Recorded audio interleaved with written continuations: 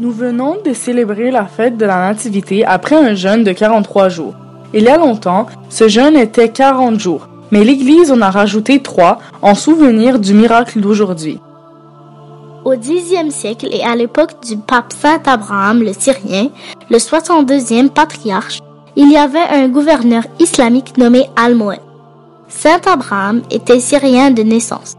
Il était connu pour son amour envers les pauvres et sa générosité. Almoez, le gouverneur d'Égypte, était connu pour son intérêt au débat sur les questions religieuses. Il y avait un ministre juif qui, après une certaine discussion animée avec le pape, voulait se venger de l'église copte. Alors, il a dit au gouverneur, « Il est écrit dans l'évangile des chrétiens que si vous aviez de la foi comme un grain de moutarde, vous diriez à cette montagne, déplace-toi d'ici jusque-là, et elle se déplacera.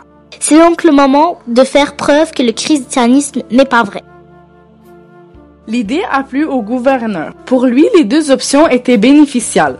Alors, il a appelé le pape et lui a contesté. Soit 1, réaliser ce commandement et déplacer la montagne du mont Katam pour avoir une place afin de bâtir une nouvelle ville appelée le Caire, ou 2, devenir musulman et abandonner le christianisme, ou 3, quitter l'Égypte et immigrer dans un autre pays, ou bien 4, être tué par l'épée.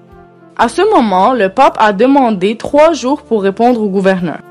Il est allé directement à l'église de la Sainte Vierge Moallaka, qui veut dire suspendue, et a appelé les évêques, les prêtres, les moines et les fidèles à prier et à jeûner avec lui pendant 3 jours.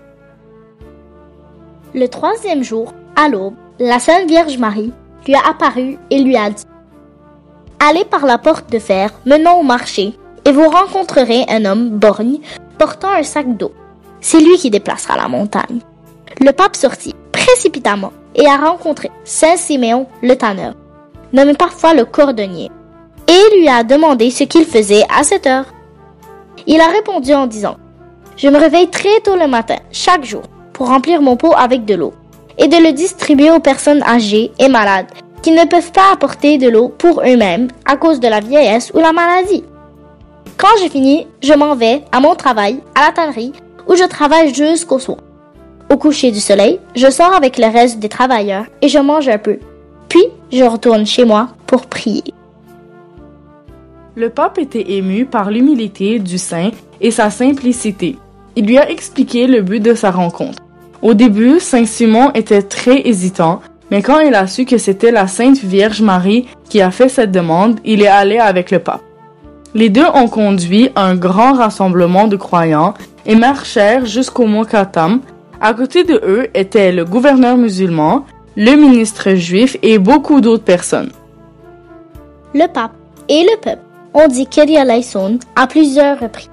Après, ils se sont mis à genoux et c'est à ce moment-là que la montagne a tremblé violemment, comme si un fort tremblement avait frappé la terre. Ensuite, elle s'est déplacée vers le haut. Chaque fois que les gens se levèrent de leur prière, la montagne se leva vers le haut. Quand ils se mirent à genoux, elle aussi descendait avec eux. Cela est arrivé 3 fois, et chaque fois que la montagne s'est déplacée vers le haut, les rayons du soleil derrière elle passaient de l'espace, séparant la terre de la montagne, et est devenue bien visible à la foule assemblée. À cette vue, Almoez a proclamé « Dieu est grand » et a dit à Saint Abraham « Votre foi est juste ». Quand le pape s'est tourné pour remercier Saint Siméon, il a découvert qu'il a totalement disparu pour fuir la gloire des gens. Le pape a ordonné que l'Église doit commémorer ce miracle en ajoutant 3 jours sur les 40 jours de jeûne avant Noël. Ainsi, le jeûne de l'Avent est devenu 43 jours à partir du 25 novembre. Peu de temps après le miracle ait eu lieu, Almoez a décidé de se convertir au christianisme. Une fontaine de baptême pour les adultes a été construite pour lui à l'église d'Abou Sefine. Cette fontaine baptismale existe encore jusqu'à aujourd'hui et est connue sous le nom de Mahmoudiyat al-Sultan, qui veut dire le baptistère du gouverneur. Par la volonté de Dieu, la première église dans la mémoire de ce miracle a été construite après 10 siècles de son accomplissement sur le mont Katam lui-même sous sa sainteté, le pape Shenouda III en 1974.